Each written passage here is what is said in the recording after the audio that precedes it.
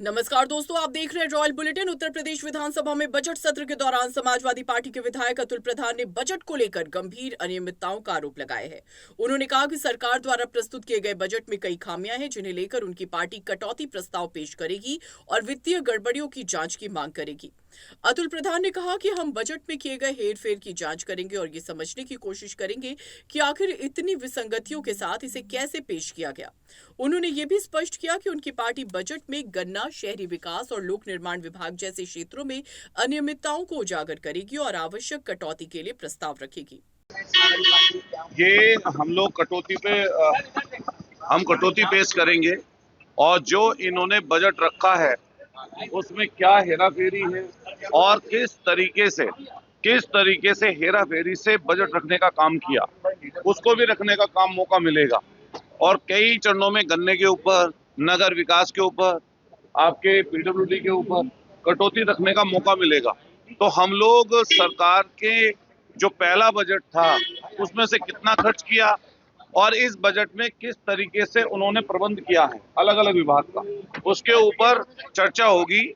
मुझे भी नगर विकास पे बोलने का शायद मौका मिलेगा, तो मैं नगर विकास की जो भरमारी परेशानी, जो भर के परेशानी दिक्कत है लोगों को, उस पर हम लोग बोलेंगे।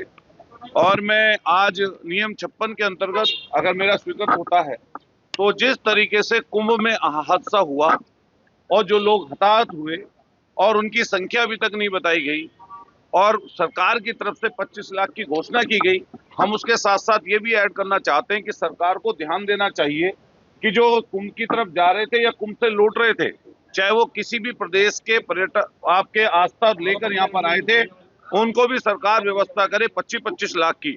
माननीय अखिलेश यादव जी ने सारे ट्वीट करके माध्यम से सरकार को चेताने का काम किया था।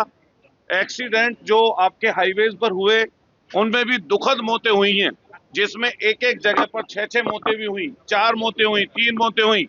और इसके साथ साथ जब ये वाली घटना घटी उसी समय हमारे बागपत के बड़ौद में जैन समाज का एक बड़ा समागम चल रहा था, क्योंकि जैन समाज भी हमारा हिंसा का पुजारी है। वहां पर भी 9 लोगों की दुखद मौत हुई और 9 लोगों की मौत के साथ साथ 60 से 70 लोग घायल हुए। माननीय मुख्यमंत्री जी 12 तारीख को खुद बागपत में गए, लेकिन जैन समाज की व्यथा के बारे में नहीं सोचा।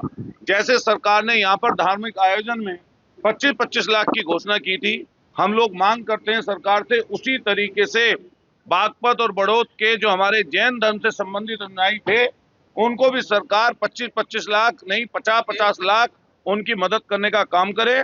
और इसके साथ साथ मैं ये भी बताना चाहूंगा, माननीय अखिलेश यादव जी ने जो बड़ौद में घटना जैन समाज के साथ हुई उनके लिए 2-2 लाख रुपए की व्यवस्था की है, जिसको हम लोग 6 तारीख को चेक सौंपने जाएंगे। सपा विधायक के इस बयान के बाद विधानसभा में राजनीतिक सरगर्मी बढ़ने की संभावना है। सपा के अन्य नेता भी सरकार के बजट को लेकर सवाल उठा रहे और इसे जन विरोधी बता रहे हैं। अतुल प्रधान का कहना है कि उनकी पार्टी प्रदेश के किसानों, मजदूरों और आम नागरिकों से जुड़े मुद्दों पर सरकार को घेरने के लिए पूरी तरह तैयार है।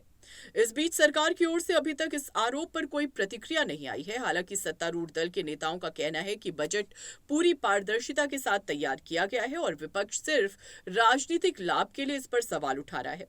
विधानसभा में इस मुद्दे को लेकर आगामी दिनों में तीखी बहस होने की संभावना है। न्यूज अपडेट के लिए बने रहिए हमारे साथ।